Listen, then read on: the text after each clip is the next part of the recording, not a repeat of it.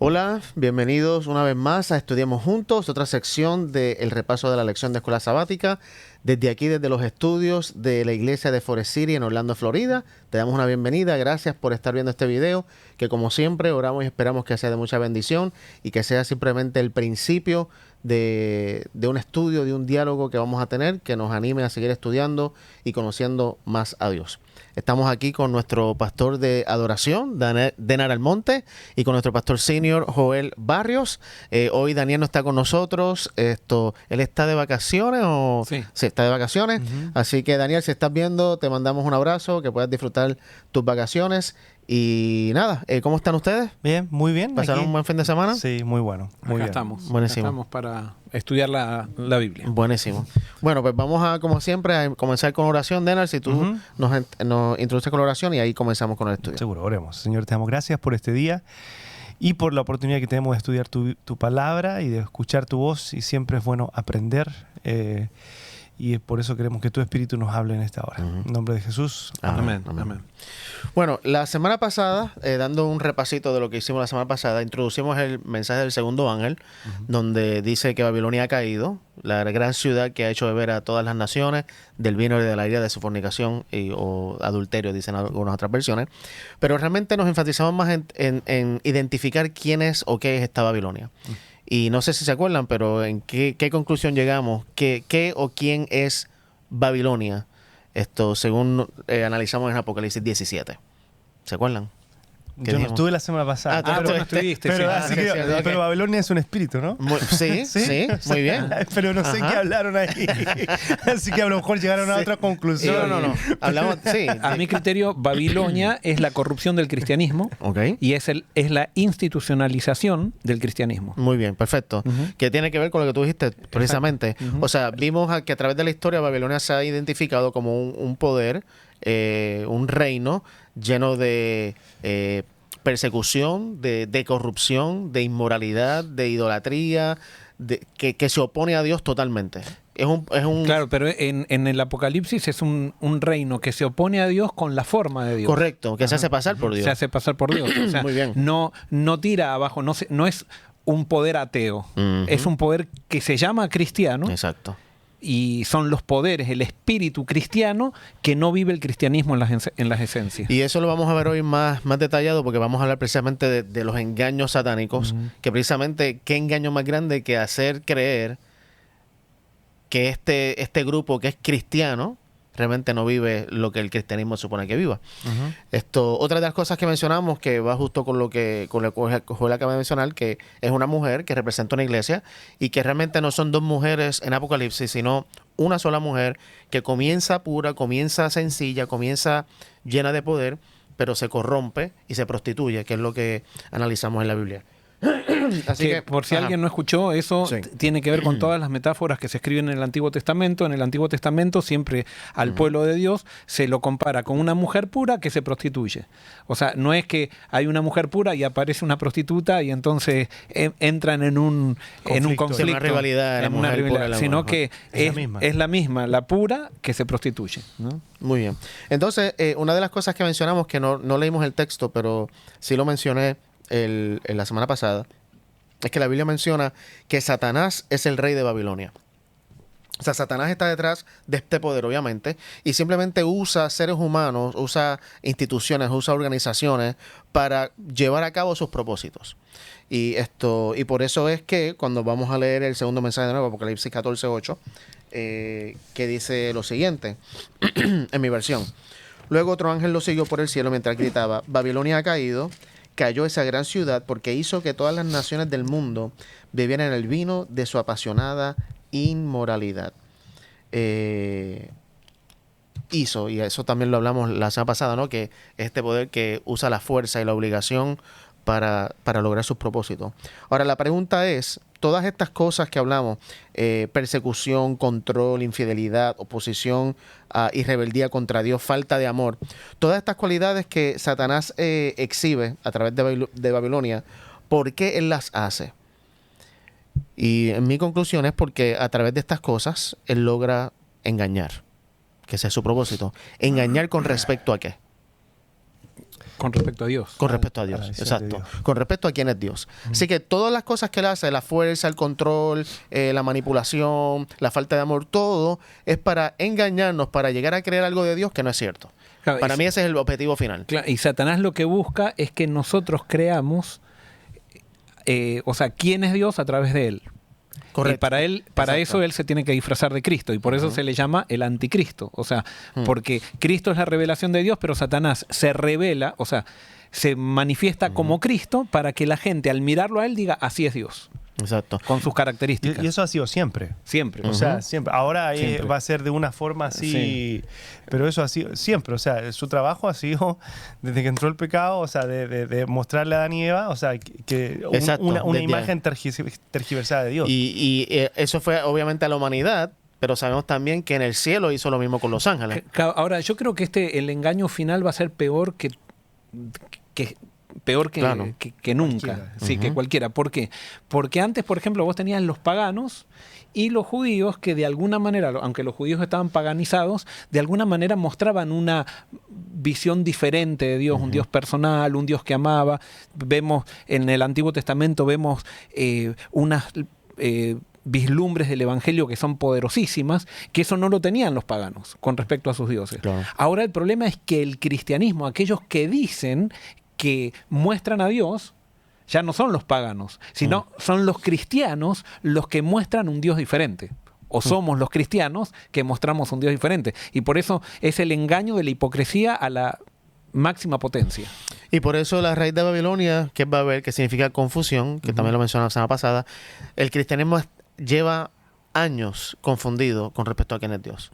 Porque hemos estado mostrando un Dios falso, porque hemos adquirido, por muchas razones, estas creencias que son satánicas, que Satanás ha infiltrado en la iglesia. Vamos a leer algunos textos, Apocalipsis 12:9, perdón, y Apocalipsis 20:1 al 3. Yo busco 20. Ok. Bueno, 12:9 yo Sí. leo, Dale. dice así: y fue lanzado fuera el gran dragón, la serpiente antigua, que se llama Diablo y Satanás, el cual engaña al mundo entero, fue arrojado a la tierra y sus ángeles fueron arrojados con él. Muy bien, el gran dragón, la serpiente antigua, Diablo y Satanás, que engaña ¿a quién? Al mundo entero. Al mundo entero.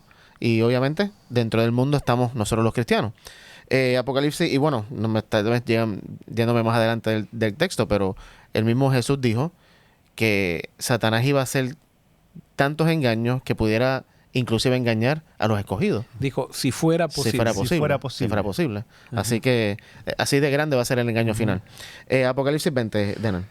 1 al 3. Vi un ángel que descendía del cielo con la llave del abismo y una gran cadena en la mano, y prendió al dragón, la serpiente antigua, que es el diablo y Satanás, y lo ató por 1000 años, y lo arrojó al abismo, y lo encerró, y puso su sello sobre él, para que no engañase más a las naciones, hasta que fuesen cumplidos 1000 años, y después de esto debe ser desatado por un poco tiempo. Muy bien, estos dos textos los puse aquí porque revelan que el objetivo principal de Satanás es engañar al mundo. Que ya lo mencionamos, simplemente quería la evidencia bíblica. Engañar al mundo con respecto a quién es Dios, que eso ya creo que está bien claro. Una de las cosas que la lección habla es que uno de estas maneras de engañar al mundo es a través de creencias que no están en la Biblia o que tal vez no se entienden muy bien en la Biblia, o creencias que sí teníamos tal vez sólidas y claras, pero por ahí vinieron otras fuentes de filosofías, otras religiones, alguien muy famoso, y tergiversó esa verdad y ahora se ha creído algo que no es verdad. Dos cosas en específico que la lección mencionaba que quisiera tocar un momentito. Una, que la hemos mencionado ya antes, creo que en el trimestre pasado lo mencionamos cuando hablamos de la lección fue de la creación, ¿no? El trimestre pasado. Sí. No, de los diezmos, perdón. Antes de eso fue de la creación. Sí. De Génesis, que estuvimos hablando de cuando Dios hizo al hombre y todo lo demás. Y tuvimos un estudio aquí completo sobre la inmortalidad del alma y cómo es que surge dentro del cristianismo este dualismo de que el cuerpo físico y el alma o el espíritu son dos cosas diferentes. Creo que tú lo explicaste muy bien con este concepto que traen los griegos desde Platón y todo lo demás. Así que si quieren tal vez más detalles, busquen por ahí. Hace, no sé, 4 o 5 meses atrás que estudiamos eso. Pero Este punto de la inmortalidad del alma, que si bien es cierto, nosotros como adventistas creemos que cuando morimos, pues se muere el alma, o sea, el alma y el cuerpo que están juntos. Bueno, el cuerpo se hace polvo y ese espíritu de vida que no tiene vida sin el cuerpo, regresa a Dios, que es lo que dice la Biblia. Obviamente hay otras religiones y otras denominaciones dentro del cristianismo que realmente hay mucha variedad en cuanto a qué creer cuando uno muere. Tal vez las más populares son populares para mí, porque son las personas que conozco de otras religiones, que si fuiste bueno, entonces vas al paraíso. Si fuiste malo, vas al infierno. Para mí, más allá de creer si vamos al cielo o vamos al infierno, si vamos a un purgatorio, si vamos a un lugar de conciencia o que no tiene conciencia, para mí es ¿cuál es el engaño de creer esto? De que cuando uno muere, o te vas al infierno allá y estás quemándote o estás sufriendo por la eternidad, o que vas a un lugar de paraíso que vas a disfrutar por la eternidad. ¿Cuál es el engaño? Porque ya llegamos a la conclusión de que Satanás engaña a todas las naciones con respecto a quién es Dios. Entonces, ¿qué de Dios está en juego o está tergiversado en esta creencia? Les pregunto. Bueno, para mí es... bueno, no sé si quería contestar. Dale. Para mí es la salvación por las obras. O sea, cuando uno dice, yo me quiero salvar para no ir al infierno, estoy centrado en mí mismo. No me interesa, diríamos en Argentina, no me interesa un pepino quién es Dios. Lo que me interesa es salvarme. Entonces, como no quiero ir a un infierno, me porto bien para poder estar en el cielo y tener vida eterna. Entonces es totalmente egoísta. Y esa manera de vivir la salvación tan egoísta me lleva a tener problemas con toda la gente, porque entonces cuando yo me porto bien, comienzo a pensar que los que no se portan bien se merecen el infierno y merecen la destrucción. Y por lo tanto, como se merecen el infierno y la destrucción, yo ya los destruyo con mis palabras antes de tiempo. O sea, porque yo hago juicio, como digo, Dios los va a mandar al infierno y eso, porque se portan mal. Yo cuando veo que alguien se porta mal, yo también lo mando al infierno. Y me transformo en un diablo, en un Satanás, también antes de tiempo, ¿no? Entonces, yo no sé si ustedes lo han visto, tal vez en películas, pero yo lo he visto en vida real. Cuando estaba en Idaho lo vi en muchos lugares. Estas personas que se paran en una esquina con un altoparlante, con algo, hablando de que Dios viene pronto, estás listo, arrepiéntete, porque si no te arrepientes vas a quemarte en el infierno. Y es todo una publicidad de miedo, de que si no quieres quemarte, entonces la solución es Dios. Que es egoísta todo. Claro, entonces no sé cuándo, bueno, asumo yo que mucha gente se mete al cristianismo por el miedo, pero no realmente por el Dios del cristianismo. O sea, hubo una época que la gente se metía por miedo. Eso ya no funciona. Hay muy poca gente ahora que se mete por miedo. Ahora la gente rechaza. La gente ha crecido un poco más en su manera de ver las cosas. O sea, ahora la gente no se deja manejar tanto por un discurso, ahora más por la propaganda que por un discurso, y eso podríamos hablar en otro momento. Pero entonces ahora la gente tiene un rechazo y dice, si esto es el cristianismo, yo no quiero saber nada con el cristianismo, porque es una manga de personas miedosas que por miedo a no quemarse en el infierno están buscando la salvación. Y termina siendo más egoísta que los mismos ateos. Porque el ateo hace cosas buenas y no tiene ni vida eterna ni infierno en su creencia y las hace. En cambio, el cristiano, entre comillas, este cristiano hace cosas buenas para salvarse. Es terrible. Es que y contestando la pregunta primero que contestó Joel, y ahora en esta ecuación y del cambio de pensamiento que ha tenido la humanidad en general con respecto a eso, porque yo me acuerdo los años 80 era el miedo, o sea, y un poco antes, yo me acuerdo porque era chico, pero eso viene también un poco antes, pero ahora es el control, porque el que controla la información, el que controla la publicidad, el que controla esto, entonces por eso que la gente dice, no, yo no, o sea, porque una religión te controla lo que comes, te controla lo que vistes, lo que piensas incluso. Te controla lo que piensas, tú no puedes pensar, si piensas diferente te atacan, o sea, y eso es lo que la gente en general ahora rechaza, o sea, te dicen que te están manipulando. O sea, la religión te manipula. Y por eso yo no quiero ser parte de una religión que ejerce control y que manipula. Claro. Bueno, justamente es que la salvación por las obras, cuando vos estás en un lugar donde todos creen que se salvan por las obras, termina siendo controlador eso. Porque cuando vos decís, Dios me salva por lo que yo hago, yo estoy controlando a Dios con mis obras. Entonces, si yo puedo controlar a Dios con mis obras, ¿cómo no voy a poder controlar las obras de otros? Y más si soy un líder de iglesia, un dirigente, porque eso no es un líder, un dirigente de iglesia, entonces se toma el atributo de decirle a la gente cómo tiene que hacer, qué tiene que vestir, qué tiene que comer, o sea, y no es un consejo, sino que es una imposición. Y si no, te sacamos del grupo. Entonces la gente, para seguir perteneciendo al grupo, se somete servilmente a este tipo de gente que se está tratando de salvar por las obras. Y no tan solo te sacamos del grupo, sino que esto te va a pasar, te vas al infierno, te va a y te va a destruir. O sea, primero te destruyen con la lengua y después te mandan al infierno, o sea, al Dios que ellos adoran, ¿no? Claro. Tú sabes que el grupo, volviendo a lo que mencionaron ahorita de que antes funcionaba el miedo y hoy no, los jóvenes de hoy en día realmente no se dejan manipular por el miedo, me parece a mí. A ellos realmente no les importa ya lo que nosotros digamos o pensemos. Ellos realmente, en mi opinión, ¿verdad? Lo que están tratando de buscar, que es lo que yo creo que dentro del corazón todos estamos buscando, es la genuinidad, la sinceridad. O sea, que tú vivas lo que estás diciendo. Y si no cuadra lo que tú estás diciendo con lo que tú vives, pues entonces no lo voy a creer. Y me parece que dentro de tal vez las razones equivocadas que ellos lo hagan, pero me parece que así deberíamos ser todos realmente, que nos dejemos llevar no necesariamente por lo que la gente diga. Porque, por ejemplo, si bien es cierto que yo puedo decir, no, yo creo que cuando alguien muere, esto es lo que pasa, porque esto es lo que dice la Biblia y todo lo demás. Pero si yo no vivo el evangelio, aunque crea eso, estoy perdiendo el tiempo. No, o sea, no estoy predicando el evangelio, no estoy viviendo el evangelio. Aunque en teoría crea toda la verdad y no esté engañado de la doctrina falsa, como algunas personas la llaman. Así que eso es importante y ahorita vamos a hablar un poquito más de eso. Sí, yo quiero también, ese es un extremo. Después está el otro extremo que lleva a Satanás, es hacernos pensar que digamos, la gente reacciona y dice, yo no quiero saber nada con esta gente que me controla ni nada. Pero entonces, por otro lado, Satanás a la otra gente nos lleva al otro extremo diciendo, vos te podés tirar de cabeza al piso y vas a ser feliz. O sea, como diciendo, no importa lo que hagas, vos vas a ser feliz. Es más, haciendo busca todo... tu felicidad. O sea, exacto, haciendo todo lo contrario a los principios de la creación, yo le llamo los principios de la creación del universo, desafiando esos principios vas a ser feliz. Entonces la gente desafía y se autodestruye.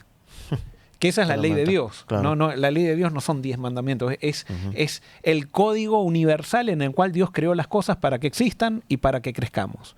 Y entonces está el otro extremo, ¿no? Y entonces por eso vamos de un lado al otro y el mundo se divide en esos dos extremos y así ese es el engaño de Satanás. Nos lleva a todos a la autodestrucción por un lado y por el otro. Entonces, contestando a la pregunta, ¿qué del carácter de Dios está afectado en esta creencia de que o vamos al paraíso o vamos a un lugar de castigo o lo que sea? Que entonces nos enfocamos en nosotros para poder obtener la salvación y evitar el castigo. No, y que Dios entonces, el Dios me está dando un amor condicional. O sea, me dice, yo te salvo, sí. Correcto. Y yo sé que esto... Justamente, ahora que estoy hablando de esto, mucha gente que va a estar escuchando va a quedar confundida, porque, nos cuesta aceptar de que el amor de Dios es incondicional y que no nos va a salvar por algo que nosotros hicimos.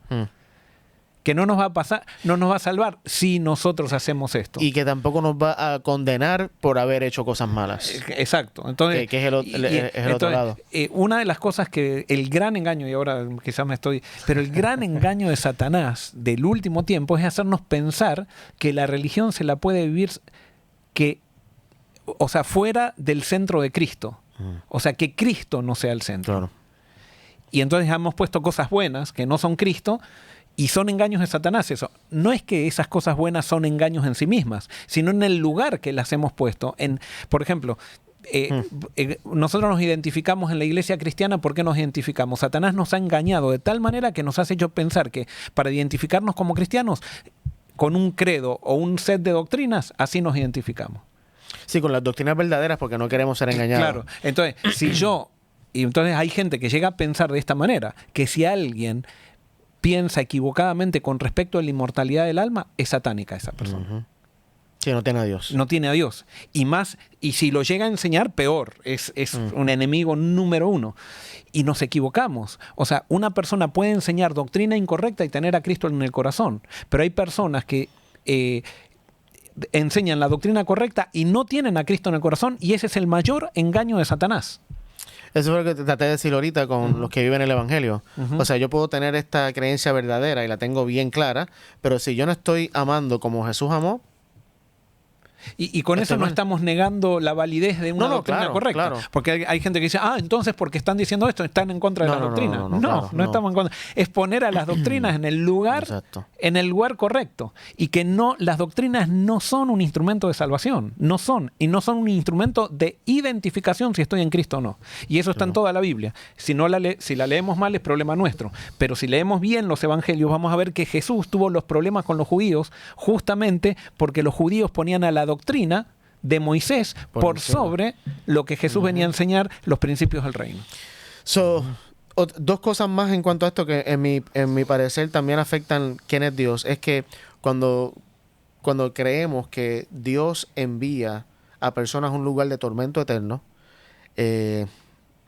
estamos diciendo que Dios es un torturador, que Dios es una persona sin compasión, o peor aún, que lo he escuchado muchas veces, a Dios llega un punto que se le acaba la misericordia, la paciencia y la gracia. Y por la eternidad te tiene que estar quemando y manteniéndote vivo para que tú sufras lo que hiciste. Y para mí eso va en contra de lo que la Biblia enseña, o sea, de Jesús. O sea, de la compasión, de la ternura, de la gracia, del amor que Jesús mostró. Me parece que va en contra de eso. Y otra cosa que creo que también va en contra es que cuando creemos en que cuando morimos no morimos, entonces hacemos de Dios un mentiroso, porque Dios le dijo a Eva y a Adán, si comes vas a morir. Si comes vas a morir. Y justo la serpiente le dijo, no vas a morir. Así que hacemos de Dios un mentiroso cuando creemos esta verdad. Y por eso creo que al final... Esa mentira, perdón. Y por eso creo que al final del día, cuando analizamos lo que creemos, más de decir, es esto, no, vamos a analizar cómo está Dios en eso.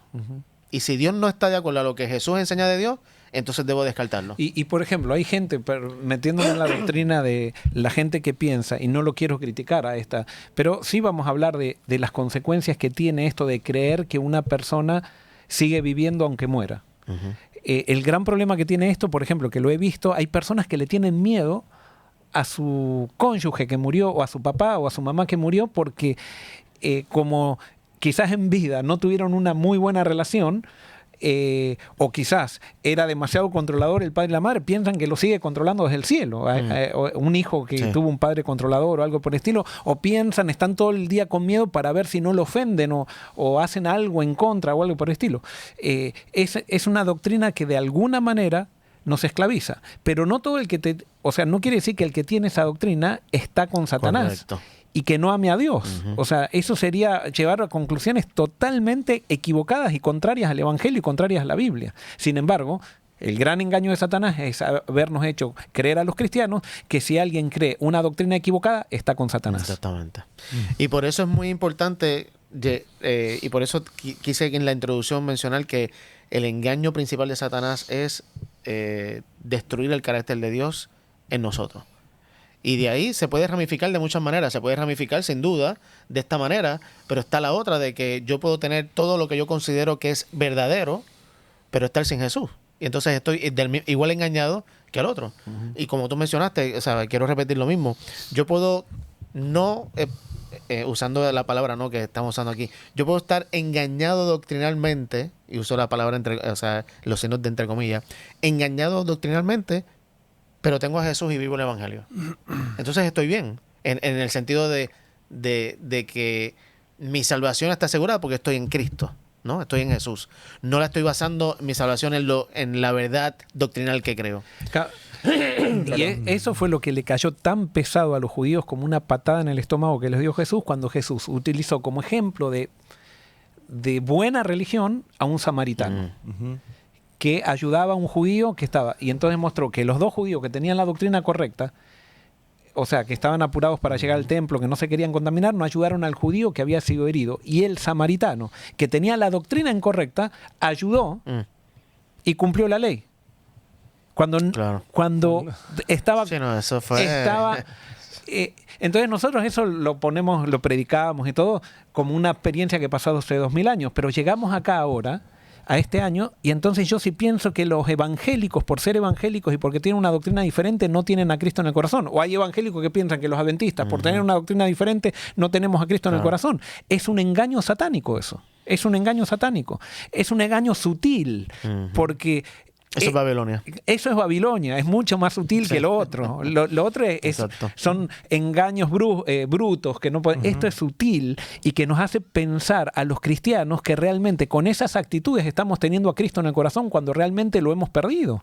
Es que esa actitud, o sea, que tuvo Jesús para, digamos, todas estas personas que tenían la doctrina incorrecta o lo que sea, la mujer samaritana, por ejemplo, el ejemplo que diste tú, Jesús nunca les dijo, o sea, nunca les trató de corregir la doctrina, sino que les dijo, mira, tú crees esto, pero lo que te falta es esto, que soy yo. Tú no me tienes a mí. Conóceme a mí. Y ahí, o sea, y él prácticamente por eso se reveló, porque para revelar quién era Dios, porque conocían a un Dios equivocado, pero él nunca presentó doctrina para confrontar doctrinas, sino que se presentó él. Como la mujer samaritana. Y vos fíjate, el centurión, usando tu ejemplo, cuando el centurión le dice, no vengas a mi casa, di tu palabra y mi siervo sanará. Y Jesús dice, no he hallado tanta fe en Israel. Ahora, ¿cuál es la fe? Yo te digo, ¿cuándo aceptaste la fe? Yo acepté la fe cuando acepté las 28 doctrinas o algo por el estilo. Esa no es la fe. No. Esa no es la fe. Esas son doctrinas. Hemos confundido la fe de Jesús por la fe de la iglesia. Hemos puesto la fe en eso, en un credo doctrinal. Y la fe se la pone a una persona. Y hay personas que están...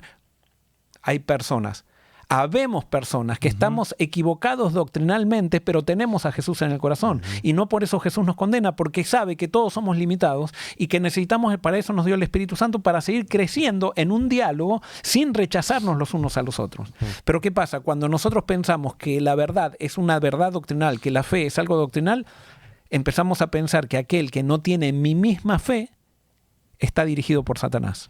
Y con eso ponemos una barrera, no hay diálogo, y lo único que hacemos es tratar de convencer a alguien, imponerle a alguien una verdad que incluso me la enseñaron a mí. Entonces, perdón, sí, que 2 veces va a hablar y yo voy a hablar. Entonces, la parte parte del engaño de Babilonia al final o de esto sería tener credos. Sí, claro, totalmente. Bueno, claro, esto sí, o sea, declaraciones de doctrina incluso. O sea, sería parte de... Es identificarme. No está mal tener doctrinas, porque tenemos que sacar doctrinas de la Biblia. El problema es cuando yo utilizo a la doctrina para identificarme y no a Jesús. La Biblia dice claramente, y esto, claro, ahora que voy a predicar este sermón va a estar muy ligado a lo que estamos hablando acá, el sermón que voy a predicar después. Pero la Biblia dice que es el Espíritu Santo lo que caracteriza a un verdadero creyente. Y el Espíritu Santo es inconfundible en amor, gozo, paz, paciencia, benignidad, bondad, fe, mansedumbre, templanza. Eso es lo que todos los cristianos debemos tener. Si tenemos eso y tenemos la doctrina equivocada, tarde o temprano el Espíritu Santo nos va a llevar a la doctrina. Pero si nosotros no tenemos eso y tenemos la doctrina correcta, estamos perdidos. Estamos perdidos. Si yo por defender mi doctrina pierdo el amor, el gozo, la paz, la paciencia y la bondad y la fe y la mansedumbre, estoy perdido. Claro, estoy perdido porque no tengo el Espíritu. Y por eso, siguiendo el ejemplo que tú dijiste, que me gustó mucho lo que dijiste, es que Jesús nunca, trató de corregir la doctrina de la gente. El ejemplo de la mujer samaritana, por ejemplo, la mujer del pozo. Jesús no le enseñó, mira, ven que te voy a enseñar, sí, por ahí de que no son los que adoran acá, ni los que adoran en Jerusalén, ni en el monte de Gerizim, pero de todo lo que Jesús puede haberle dicho, simplemente le dijo, yo tengo un agua que nadie te puede dar. O sea, soy yo. O sea, necesitas a mí. Esa es la doctrina de la cual todo lo demás debe fluir. Y soy yo para tu vida. No soy yo para que te sientes en una mesa para hacer un examen académico y puedas definir la doctrina correcta. No, yo te voy a enseñar a vivir, te voy a enseñar a amar, te voy a enseñar a sacarte ese vacío que te ha llevado a dejar a tu marido, que te ha llevado a pensar que no vales nada porque todos te dejaron. No, te voy a enseñar a vivir. Eso es lo que Cristo quiere. esa es la doctrina de Cristo que incluso enseñaban los apóstoles, que la hemos tergiversado. Después del siglo IV se tergiversó todo. Y por eso es que, o sea, mientras más analizamos y más dialogamos, nos damos cuenta que realmente el cristianismo está confundido. Está en Babilonia. Estamos confundidos. Exacto. El cristianismo está en Babilonia. Y voy a decir algo, inclusive los adventistas. Claro. Y ojo, no estoy diciendo que la iglesia adventista es Babilonia. Yo lo que estamos diciendo es que el espíritu de Babilonia se metió dentro del cristianismo. Y lo mencionamos la semana pasada, por eso es un llamado a salir de Babilonia, al pueblo de Dios. Sal de ella, pueblo mío, dice la Biblia. Porque estamos ahí por miles de años que llevamos ya en esta confusión. Y el mensaje final precisamente de estos tres ángeles es como un destape al engaño satánico, donde se revela el carácter puro de Dios, que los 144 van a estar predicando, y entonces ahí todos vamos a tener que tomar la decisión. O voy a seguir el carácter de Jesús, o voy a seguir aceptando este engaño, que se va a saber que va a ser un engaño. Bueno, la otra cosa que la lección menciona esta semana, la adoración al sol, que me estuvo muy curioso. Estuve buscando un artículo y encontré que no todas las civilizaciones antiguas adoraban, o sea, tenían una religión centrada en el sol, pero sí la mayoría de ellas adoraban al sol de alguna manera. Por ejemplo, un reporte que leí de la India decía que estas civilizaciones centraban su religión en la adoración al sol. Babilonia, interesantemente la primera. India, China, África, Grecia, Roma, México, Suramérica, Egipto y algunas partes de Europa. La adoración al sol y a las estrellas. ¿Qué lleva al ser humano a adorar al sol y a las estrellas? Bueno, según lo que he estudiado, y de paso, es un diálogo, eso no es que esto es lo final. La gente antigua adoraba al sol porque en el sol veía vida. Veía que el sol ayudaba a que los granos salieran, a que tuvieran comida, a que calentaran cuando hacía frío. O sea, el sol era una representación de protección, de seguridad, de tal vez muchas otras cosas. Pero el engaño entonces ha sido, en esta adoración al sol, que es lo que Pablo dice en Romanos, que entonces estamos adorando a la creación en vez del creador. Le damos preeminencia a la creación en vez del creador. Entonces ahí ponemos a Dios en segundo plano. ¿Ibas a decir algo?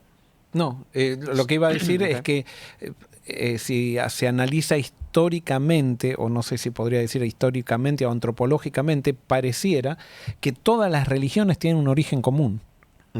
O sea, justamente cuando vos decías, se estudian todas las mitologías, y en todas las mitologías, a pesar de que aparentemente no estuvieron conectadas, hay elementos que son tan comunes a todas las mitologías, incluso a la religión judía, si podríamos decir así, que también hay elementos muy parecidos en todo. Entonces quiere decir que hay un origen común.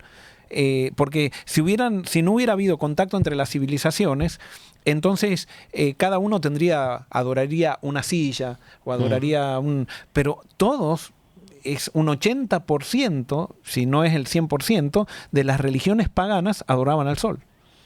Y tenían una mujer también, había una mitología, había un niño también, o sea, un niño que se encarnaba después que era Dios. O sea, todos tenían los mismos elementos, incluso del mismo judaísmo y del mismo cristianismo. Entonces, la pregunta ¿es el paganismo que influenció al cristianismo o el cristianismo que influenció, o la religión de Dios real que se tergiversó en muchas religiones? Me hace más sentido esta última, viste, totalmente.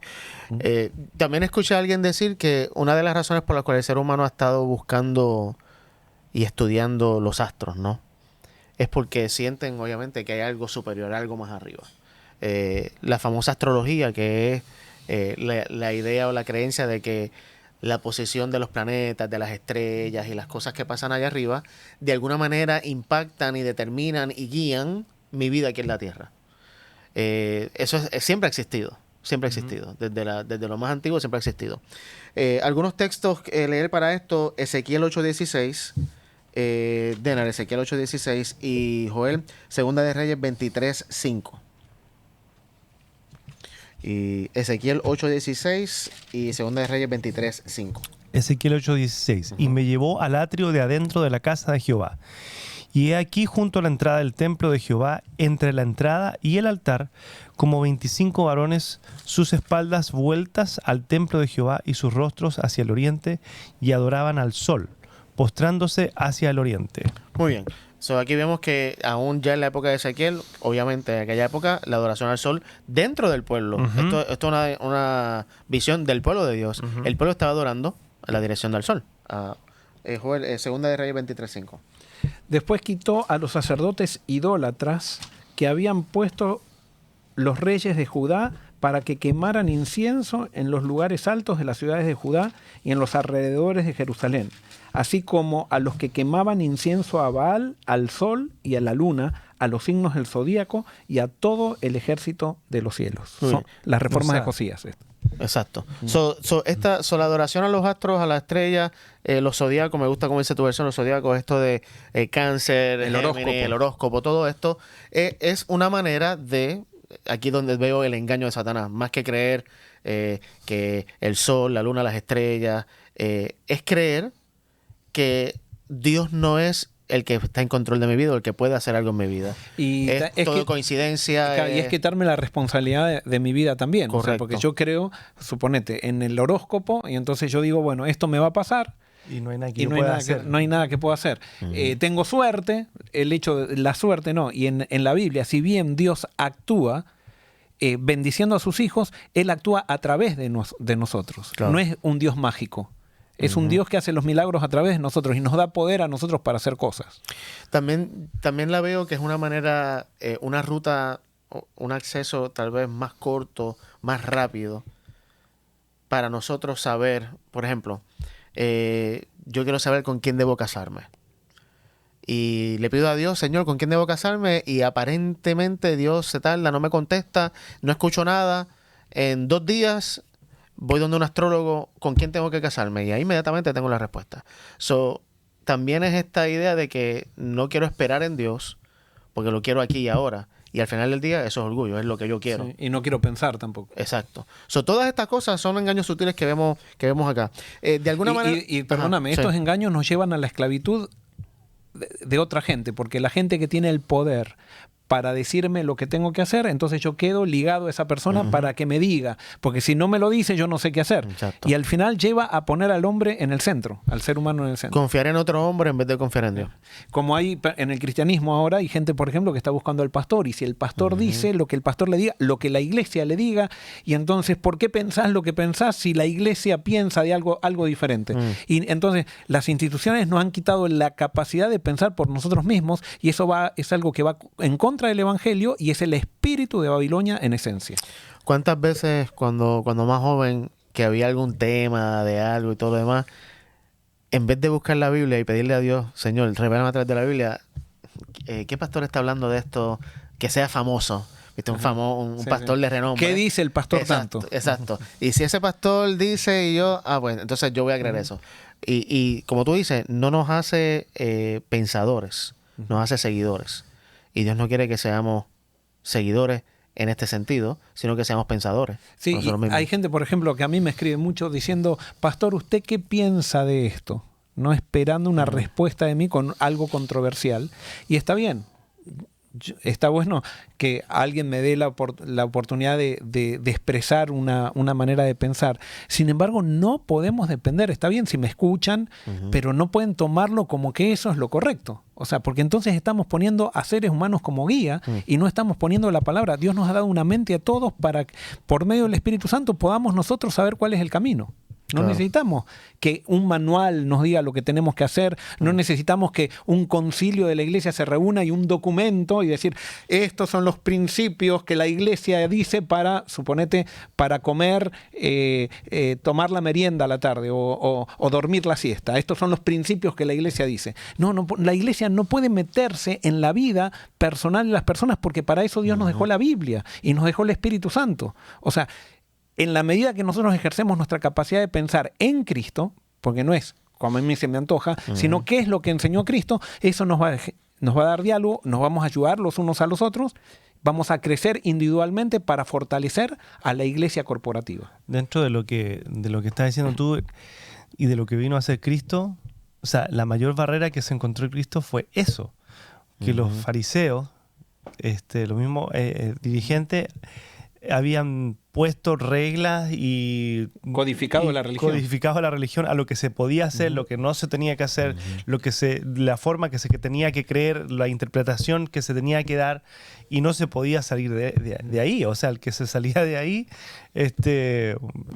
desfraternizado, crucificado. Sí, ¿no? Y terminaba generando que los fariseos exigían todo eso, pero Jesús decía, ustedes ni con una, porque el que tiene poder y el que quiere dominar a los otros, quiere dominar para liberarse él y en secreto hacer todo lo que le exige a los demás hacer. O sea, por ejemplo, cuando ustedes ven a alguien viral, esto es una ley científica, ven a alguien viral criticando y condenando y diciendo la santidad y todo eso, es alguien que esconde pecado. Eso lo dijo Jesús, no lo digo yo. Jesús le dijo a los fariseos, ustedes cuelan un mosquito y se tragan un camello.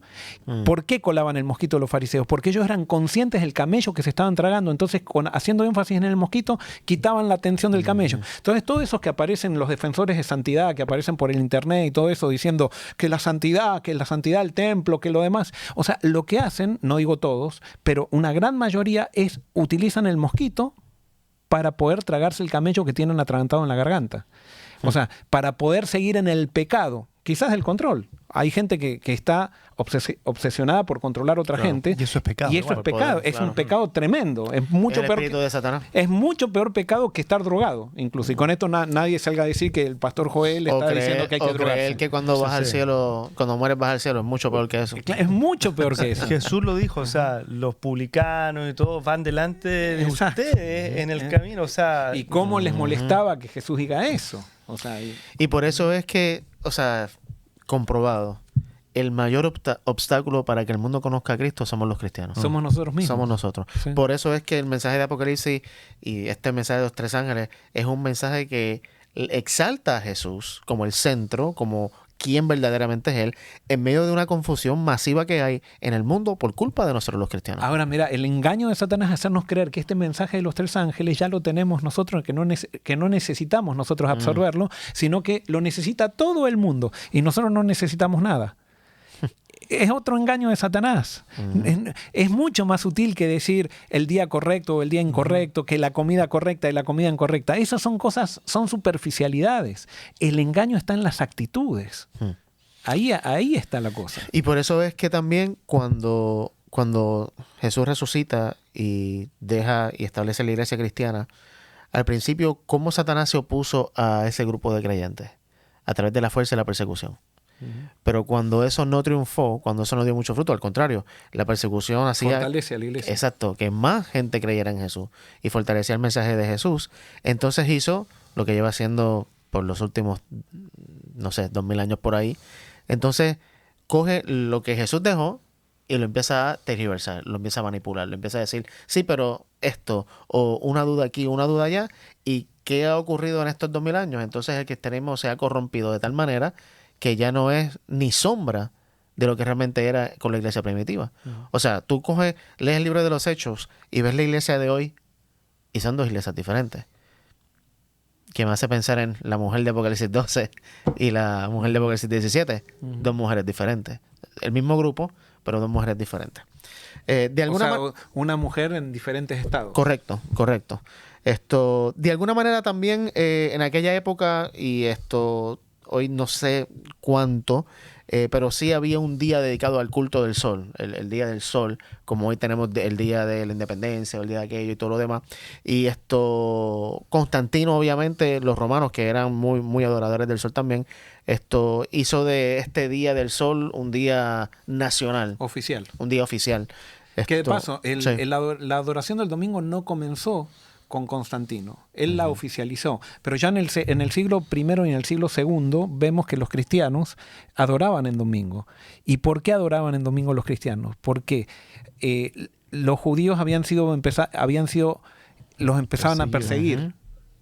Primero persiguieron a los cristianos, los romanos junto con los judíos. Pero después los romanos se transformaron en perseguidores de los judíos. Entonces, como los judíos se destacaban por el sábado, muchos cristianos, no todos, pero muchos cristianos, para diferenciarse de los judíos, comenzaron a guardar el domingo.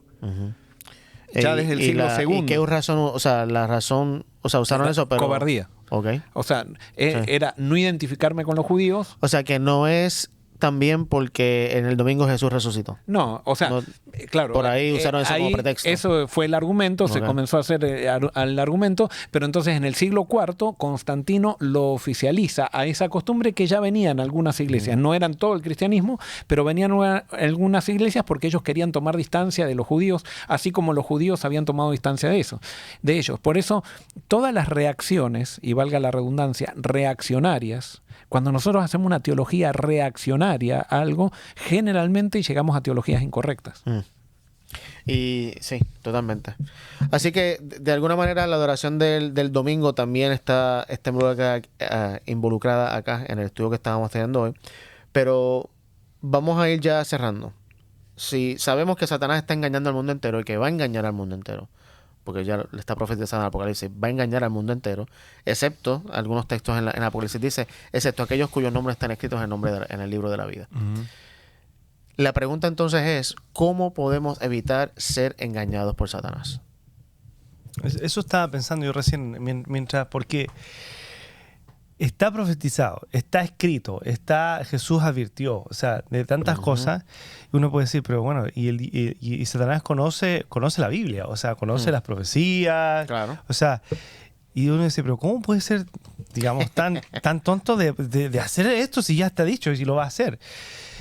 Y creo que de lo que estamos hablando, o sea, contesta un poco la pregunta, porque cuando Jesús nació como Mesías, los dirigentes no, o sea, ellos tenían sus interpretaciones, tenían todo eso, pero estaban tan lejos en ellos de lo que era el verdadero evangelio, aunque que sus interpretaciones los llevaron fuera.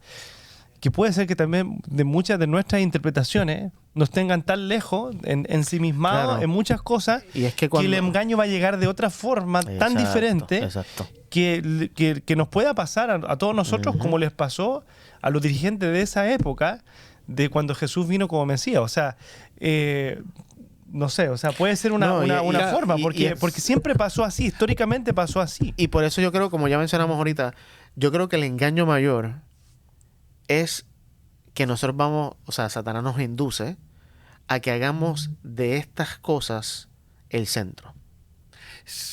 ¿De qué cosas? De las doctrinas, Claro, de las creencias. El problema con eso, que supone, Sí. y yo estoy de acuerdo con vos, pero entonces no estudiamos más la Biblia. No. El problema es sacar a Cristo del medio. O sea, ese es el problema, y es el problema que aparece en el Apocalipsis, el problema que aparece en toda la Biblia.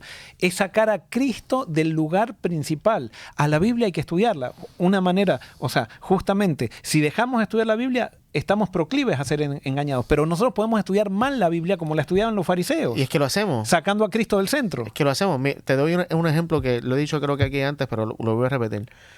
Una de mis críticas más grandes, que yo mismo me hago, porque fui culpable de eso por mucho tiempo, es que cuando me encontraba con alguien que tal vez no tenía un trasfondo cristiano, o que tal vez quería estudiar la Biblia un poco más, y me decía, mira, Ángelo, queremos estudiar la Biblia. ¿Qué era mi estudio de la Biblia? ¿Cuál es el estudio de la Biblia? Lamentablemente, dentro de nosotros los adventistas del séptimo día, ¿qué es lo que nosotros llamamos vamos a estudiar la Biblia? Doctrinas en nuestras doctrinas eclesiásticas. Entonces nos sentábamos con alguien a mostrarle la inmortalidad del alma, el sábado, el santuario, que son ciertas, sí, sin duda, están en la Biblia. Pero eso no es un estudio de la Biblia que la persona me estaba pidiendo. No. Entonces hemos sacado... Volviendo a tu punto, hemos sacado a Jesús, vamos a estudiar la Biblia, vamos a descubrir quién es Dios a través de Jesús. Claro, entonces, por ejemplo, nosotros decimos, yo te pregunto, ¿cuál es la palabra de Dios?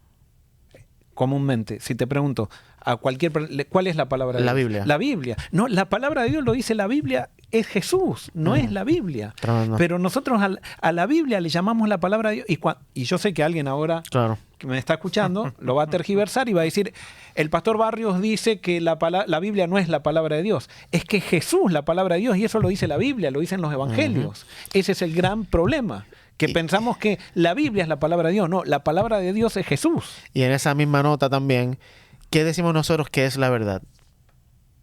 Cuando le decimos a alguien...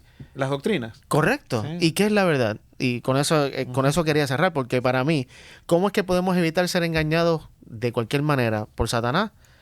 Tenemos que llegar a la misma conclusión que siempre llegamos, es Jesús. Vamos a algunos textos que sí son súper conocidos, son famosos, pero vamos a entenderlos a la luz de lo que estamos hablando. Juan 14:6, no sé quién le toca leer, y Juan 17:7, y yo busco Lucas 24. Ahora, está cerrando, ¿no? Sí. Bueno, sí. no, después te voy a decir algo. Ok. Que no se te olvide. Juan 14:6. Juan 14:6, Joel Juan 17:17, y yo Lucas 24, 25 al 27. 14:6 dice, Jesús le dijo, yo soy el camino, la verdad y la vida, nadie venía al Padre sino por mí. Ok, bien claro. Jesús es la verdad. ¿Ok? 17:17, santifícalos en tu verdad, tu palabra es verdad. Muy bien. So, si Jesús es la verdad, y ahí dice tu palabra es la verdad, entonces tu palabra y Jesús son ¿qué?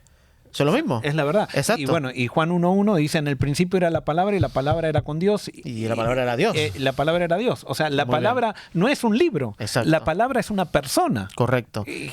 O sea, quien me muestra este libro, lógico. Exacto. Y ahí vamos, justo con ese mismo pensamiento, Lucas 24, 25 al 27, cuando Jesús se encuentra con los discípulos en el camino de Maús, en mi versión dice lo siguiente. Entonces Jesús les dijo, ¿qué necios son? ¿Les cuesta tanto creer todo lo que los profetas escribieron en las Escrituras? ¿Acaso no profetizaron claramente que el Mesías tendría que sufrir todas esas cosas antes de entrar en su gloria? Entonces Jesús los guió por los escritos de Moisés y de todos los profetas, explicándoles lo que las Escrituras decían acerca del mismo.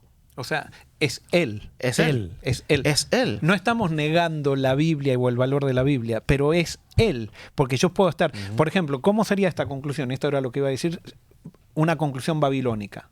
Es que vos termines diciendo, hermanos, estudiemos nuestras doctrinas y... O estudiemos la Biblia para saber cuáles son las doctrinas... Claro, las doctrinas correctas, Exacto. porque nosotros tenemos las doctrinas correctas y todos están equivocados, y nosotros... Y sacamos a Jesús del centro. Eso sería Babilonia. Suena muy lindo, nos deja a todos contentos, pero es el gran engaño de Babilonia. Así mismo es. Así que, anyway, para mí es la vida y o sea, coger la verdad que está en toda la Biblia a la luz de la vida y las enseñanzas de Jesús. Creo que en eso estamos de acuerdo acá. Es a través de Jesús ver, porque el mismo Jesús dice, todo lo que está escrito aquí, Acerca de mí. De mí. Ese es el centro. Y yo puedo tener toda la verdad teológica, pero si no tengo a Jesús, de nada me vale. Yo puedo saber toda la verdad doctrinal, teológica, moral, la verdad... Profecías. Profecías que, según la definición de Jesús, son tal vez una extensión de la verdad que es Él. Si no tengo a Jesús, no tengo nada. Y termino con esto. Si Jesús es la verdad, Jesús es la vida, Jesús es el camino, la palabra es Jesús, pero Jesús también es amor. Y al final del día, si yo tengo, que quería terminar con 1 Corintios 13, si me permiten, y con eso, y después de eso, lo que tú ibas a decir, espero que no se te haya olvidado. No, yo ya te lo dije. Ok. 1 Corintios 13, 8 al 13. Para mí esta es la doctrina de la cual sale todo. Si perdemos esto de vista, Perdimos todo. Nada sirve, lo perdimos todo. Y esto es Pablo. Dice, la profecía, el hablar en idiomas desconocidos y el conocimiento especial de eso se volverán inútiles. Pero el amor durará para siempre. Ahora nuestro conocimiento es parcial e incompleto. Y aún el don de profecía revela solo una parte de todo el panorama. Sin embargo, cuando llegue el tiempo de la perfección, esas cosas parciales se volverán inútiles. Cuando yo era niño, hablaba, pensaba y razonaba como un niño, pero cuando crecí, dejé atrás las cosas de niño. Ahora vemos todo de manera imperfecta, como reflejos desconcertantes, pero luego veremos todo con perfecta claridad. Todo lo que ahora conozco es parcial e incompleto. Pero luego conoceré todo por completo, tal como Dios ya me conoce a mí completamente. 3 cosas durarán para siempre: la fe, la esperanza y el amor. Pero la mayor de las 3 es el amor. Amén. Si tenemos todo, pero no tenemos el amor de Dios, de nada vale lo que tenemos. Así que nada, con eso los quiero dejar. Gracias, Nuestro Dana. conocimiento es muy imparcial. Es imparcial. O sea, a veces pensamos que ya tenemos todo completo, ¿viste? y es muy imparcial. Cuando creemos que tenemos todo completo, nos estamos poniendo en el lugar de Dios, porque pensamos que somos Dios. O sea, es Babilonia. Totalmente. Es Babilonia. Sí.